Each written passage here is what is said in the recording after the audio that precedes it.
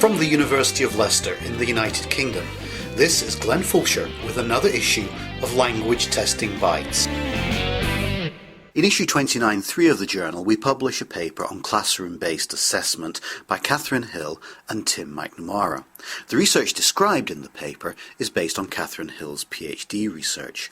And so we invited Kathryn to join us for issue 10 of the podcast to talk about this important area of research. Kathryn is currently lecturer in clinical communication and learning development in the medical education unit at the Melbourne Medical School. Welcome to Language Testing Bytes to talk about classroom-based assessment and your article in issue 29.3 of the journal. Well, thank you for inviting me. Classroom-based assessment hasn't received a great deal of attention in the language testing literature until relatively recently. And in fact, most of the work appears to have been done in general education and science education in particular. And most articles, including yours, refer back to a paper by Black and William published in 1998 entitled Inside the Black Box.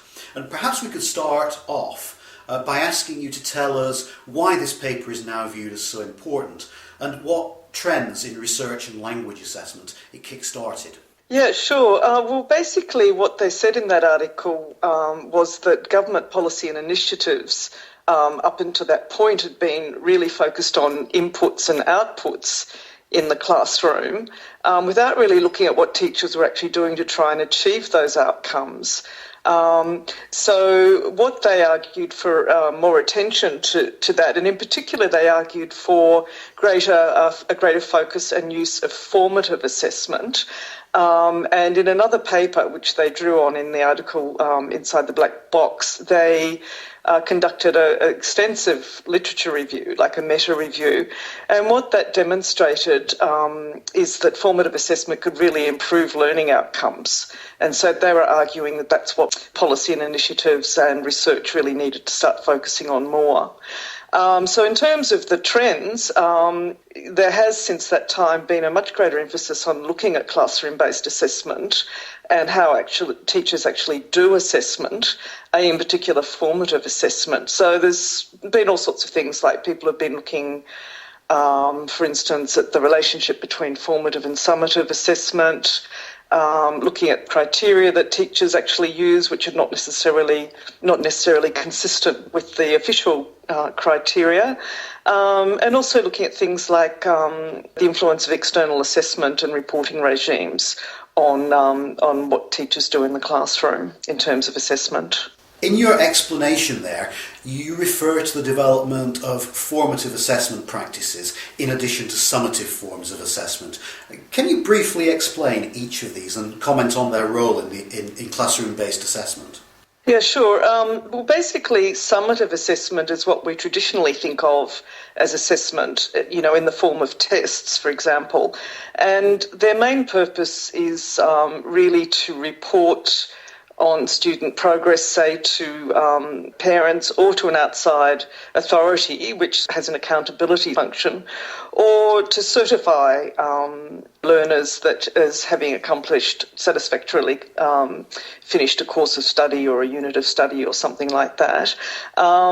Whereas formative assessment, it may take the form of tests, but it's often it's much broader than that, much more varied than that, and it's characterised as assessment for learning, whereas summative assessments characterised as assessment of learning. So what they mean by that is that, or what is meant by that, is that information from assessment, however that's gained, is then used either to modify the teaching, to reteach something that hasn't been sufficiently understood, for example, and or to provide feedback to learners about how they can improve from what the assessment has shown in order to come closer to the standard that's desired.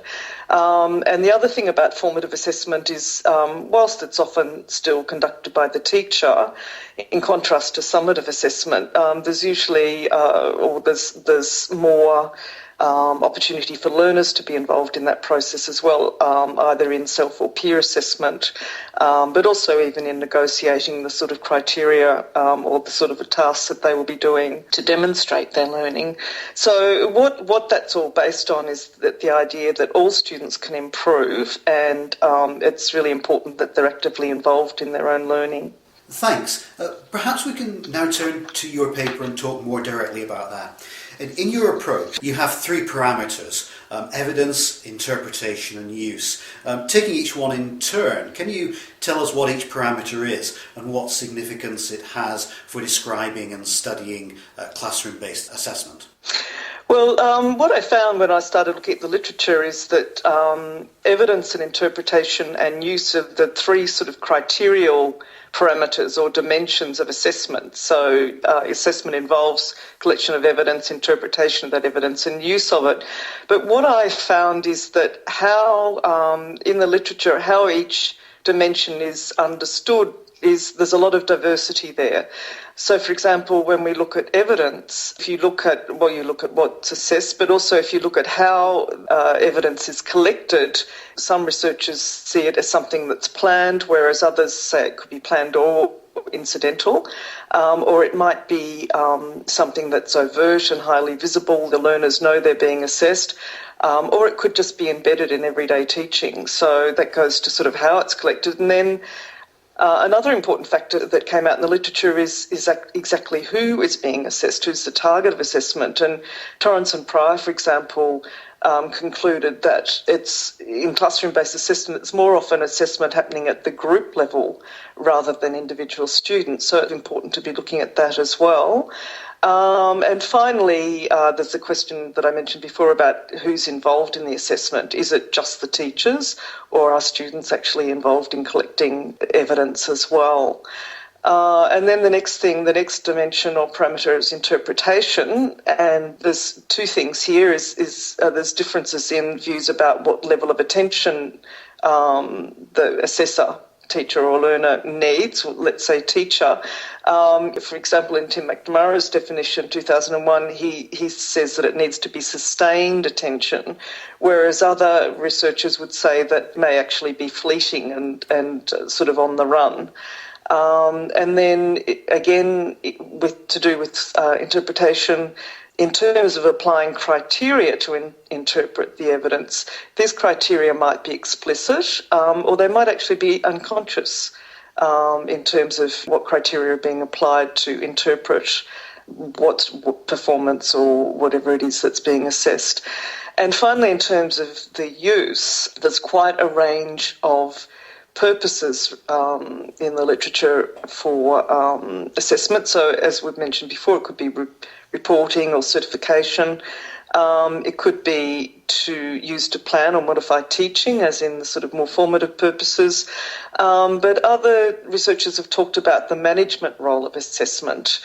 And then there's who is using the information. So the information might be for the benefit of the teacher or an outside agency, or it might be for the learner. As I understand it, the study you describe in the paper is unusual in that you developed an empirical approach that led to the development of a framework for describing classroom-based assessment.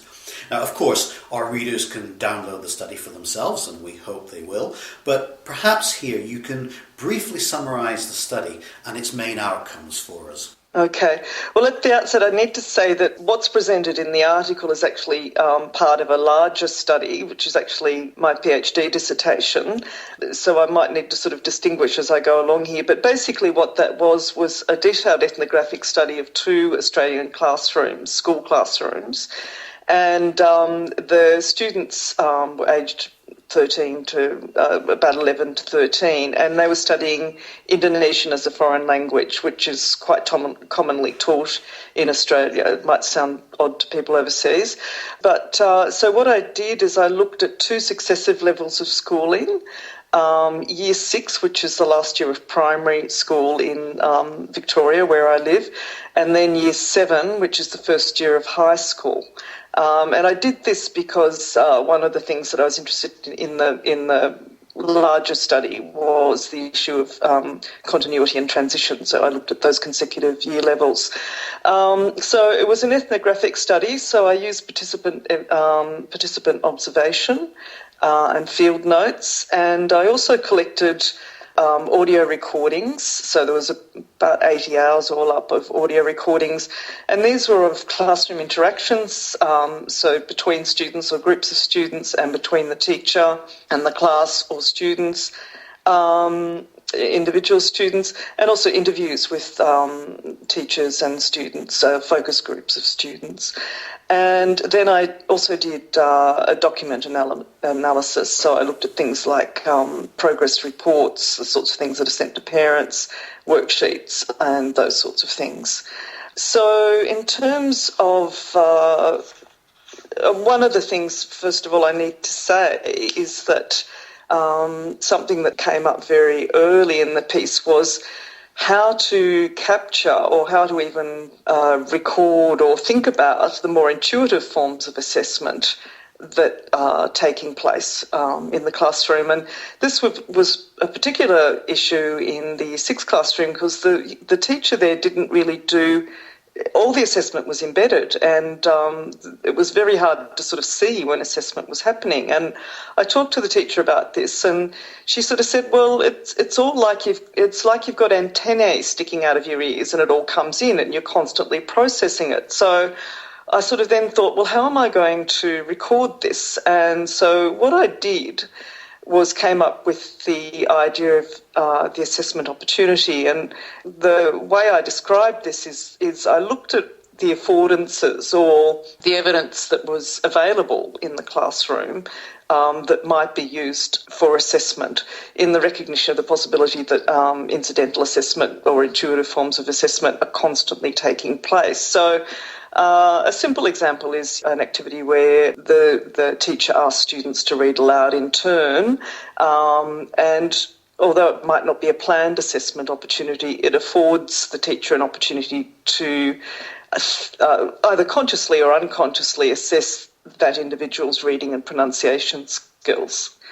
What that also allowed me to do was to sort of think about the classroom interactions in general and think, well, what quality of evidence is generated by the sorts of activities that the teacher is doing in that classroom. The outcome of the study was a framework for analysing classroom-based assessment, and this framework was based on a grounded analysis of the data, but it was also informed by existing research, and the framework is in 4 parts, organised around 4 main questions, and that is, first of all, what do teachers do?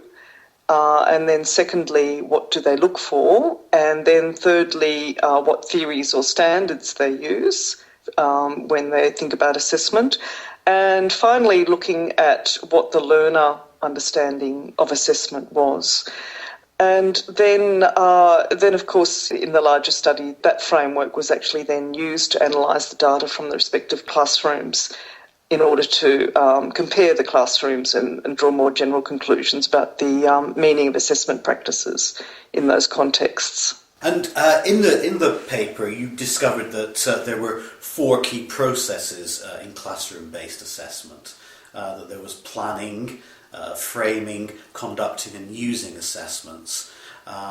In studies of classroom-based assessment to date, including those of Black and William, and the Assessment Reform Group, the notion of feedback to learners has taken a centre stage. So can you say what role feedback plays in your framework? Sure. Well, I suppose in those 4 processes, planning, framing, conducting and using, they're all part of the first part of the framework, which is what teachers do. So what teachers do is they plan assessment, frame assessment, conduct and use.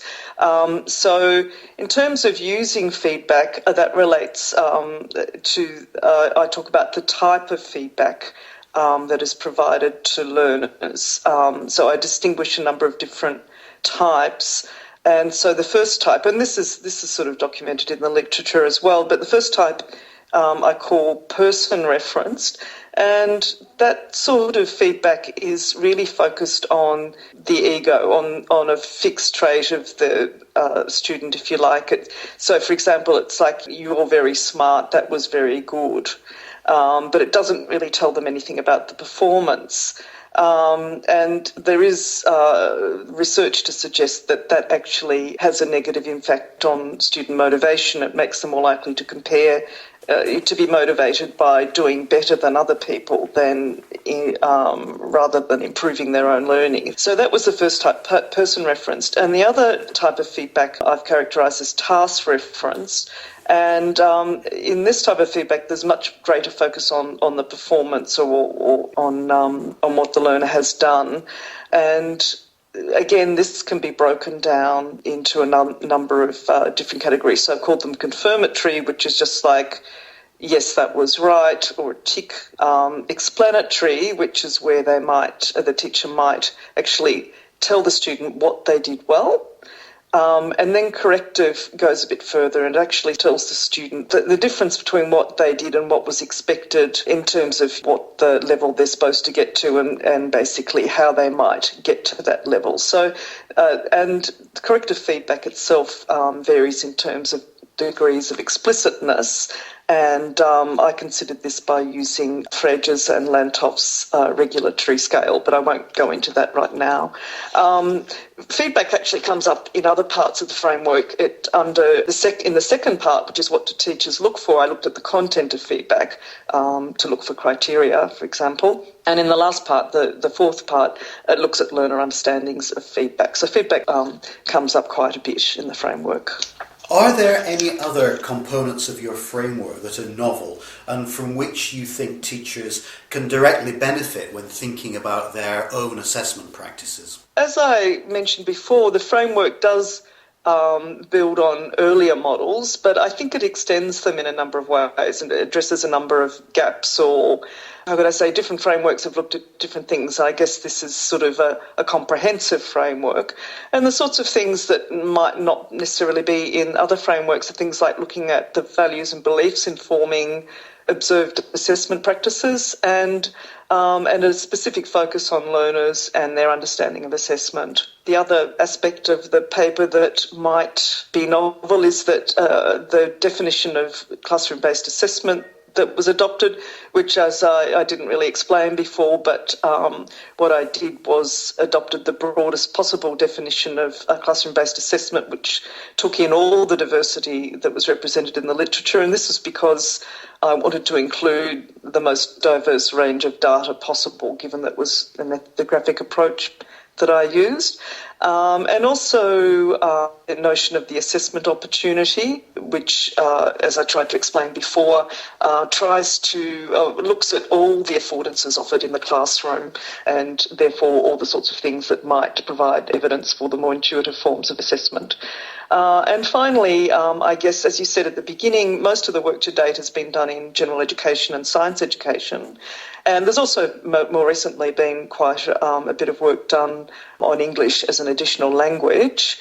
But I'm not aware of any other work that's done this sort of level of detailed study in the context of school-based foreign language. So I guess that's sort of quite novel as well. And the second part of your question was to think about how teachers might benefit from this article. I need to emphasise that the aim of the empirical study was to understand rather than evaluate classroom-based assessment practices. So I really wasn't there to judge the teachers. And the focus of the article itself was presenting the framework rather than describing the outcomes of the main study, which has a lot more to say to classroom teachers, I think.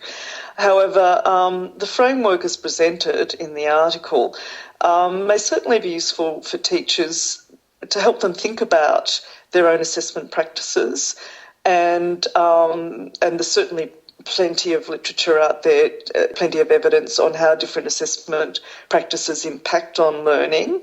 And the sort of things I'm thinking about here are the types of feedback they provide, and also to be more reflective about how their values and beliefs may impact on their assessment practices, and also a greater focus on the learner role in the assessment process. And in the main study, there was some quite amusing and interesting data on students' misunderstandings of what was important in the classroom. So I think there is something for teachers. I think that research in classroom-based language assessment is set to grow in the coming years, and the publication of your framework as a resource in framing that research is very timely. We'd like to thank you for choosing language testing in which to publish your research, and for joining us on Language Testing Bytes to help elucidate the issues for our readers. I hope that's what it's done. Thanks, Glenn.